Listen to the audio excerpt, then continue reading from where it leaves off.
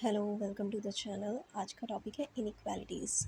बहुत easy topic है and scoring है। बैंकिंग एग्ज़ाम, एलआईसी एग्ज़ाम्स के लिए इंपॉर्टेंट है। 3 से 4 नंबर यहाँ से आपको मिलते हैं और सबसे अच्छी बात है इसकी कि बिना पेन चलाए ये सॉल्व हो जाता है बहुत ही कम टाइम में। तो ठीक है, स्टार्ट करते हैं इनइक्वालिटीज़। उससे पहले मैं कुछ बेसिक चीज़ें आपको इनइक्वालिटीज़ के बारे में बता देती हूँ कि कैसे इसके क्वेश्चंस आते हैं and how it looks like. Inequalities, इसमें आपको कुछ स्टेटमेंट्स दी होंगी, देन कुछ कंक्लूजन्स दिए होंगे। उसको आपको बताना है कौन सा कंक्लूज़न फॉलो कर रहा है, कौन सा कंक्लूज़न फॉलो नहीं कर रहा है। मैं एक एग्जांपल यहाँ पे लिख देती हूँ।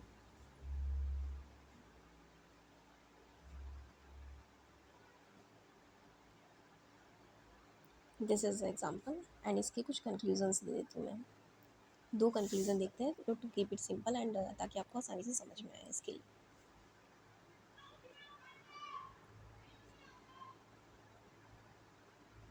इसमें आपको बताना है कि इसमें से कौन सा कंक्लूज़न फॉलो कर रहा है हमारी स्टेटमेंट में और कौन सा नहीं कर रहा है। इसी तरह के क्वेश्चंस आते हैं। इस क्वेश्चन को अपन बाद में सॉल्व करेंगे। पहले मैं आपको इसके कुछ बेसिक रूल्स बता देती हूँ जो जानना बहुत ज़रूरी है। इसको हम ओपन गेट और क्लोज गेट से करेंगे। बहुत पॉपुलर है, शायद ये आपने सुना भी होगा टॉपिक, और मुझे बहुत इजी लगता है personally. This is why I am teaching you this.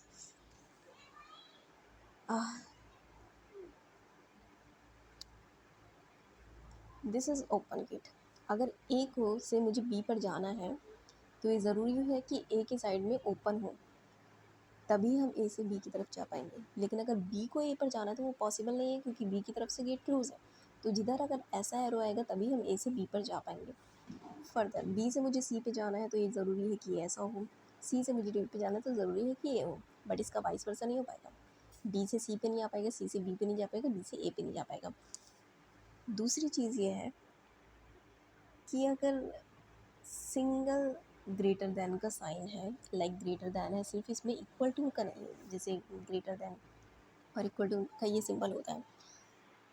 इसका एक रूल ये है कि अगर मुझे ए से बी पर जाना है, अगर ग्रेटर देन और इक्वल है तो हर जगह पे ए से बी के लिए ये इक्वल होना चाहिए, तभी बी पे पॉसिबल है।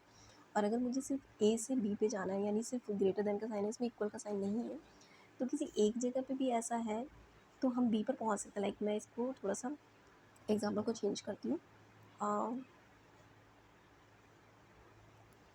इस वाले केस में ए से बी जाना पॉसिबल हो पाया क्योंकि एक जगह पे हमें ये मिल गया। किसी एक जगह पर भी अगर ऐसा मिल जाएगा तो ए से सी पर और सी से के थ्रू हम बी पर पहुंच सकते हैं, तो ये करेक्ट हो गया। इस कंडीशन में मुझे लेट से ए से जाना है सी पर। जहाँ पे ग्रेटर और इक्वल का साइन होता है वहाँ हर जगह ये साइन हमें चाहिए होता है, अदरवाइज हम सी तक नहीं पहुँच पाएंगे। लाइक मैं ए से बी पर पहुँच गई, ग्रेटर देन इक्वल टू का साइन है, परफेक्ट है।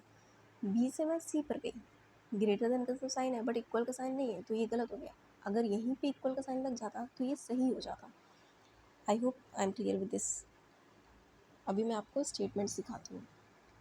ये है हमारी स्टेटमेंट और ये वाला हमारा कंक्लूजन। ए से मेरे को डी पर जाना है, ए से मैं बी पर गई, ओपन है, चली गई, बी से सी पर गई, चली गई, कोई प्रॉब्लम।